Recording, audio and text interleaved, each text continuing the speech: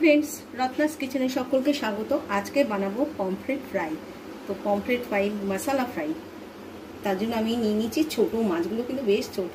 তো যাই হোক, ছোটো মাছ দিয়েই করবো। বাড়িতে বায়না করলো বাচ্চারা, তাই ওদের জন্য, দুজন বাচ্চা, ওদের জন্যই করে দেবো। তো দুটো মাছ নিয়ে নিচ্ছি ভালো করে, আবার গাটাকে একটুখানি কেটে নিয়েছি ছুরি দিয়ে। আদা রসুন পেস্ট নিয়েছি, ধনে গুঁড়ো, লবণ নিয়েছি, লঙ্কা গুঁড়ো, সামান্য হলুদ আর গরম মশলা, লেবু আর হচ্ছে সুজি। প্রথমে এই লেবুটা এই মাছের সঙ্গে একটু মিশিয়ে নেবো, না হলে কিন্তু একটু আঁশটা গন্ধ করবে।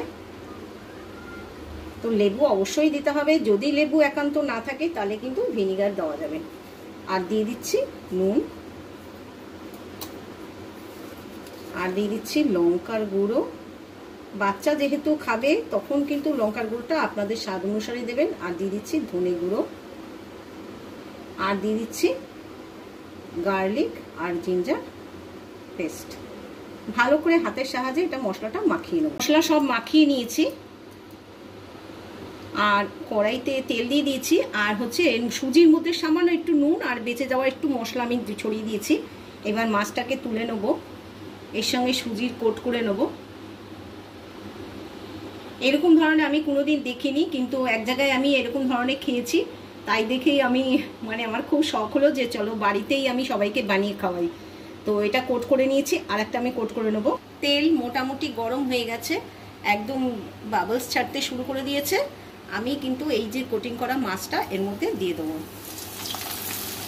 আঁচটাকে মিডিয়াম টু লোতে রেখে কেন ওটাকে ফ্রাই করব, যাতে ওপর থেকে সুজিটা একদম পুড়ে না যায় আর মাছটা সিদ্ধ না হয়, এই জন্য আঁচটাকে কম রাখতে হবে।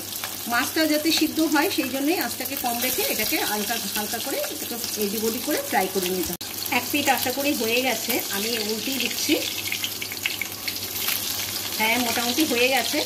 আর এক পিঠ উল্টিয়ে দিলাম। গোল্ডেন ব্রাউন হলেই কিন্তু তারপরে এটাকে নামিয়ে দেবো। ফ্রাই হয়ে গেছে, এবার একটা প্লেটের মধ্যে নামিয়ে নেব।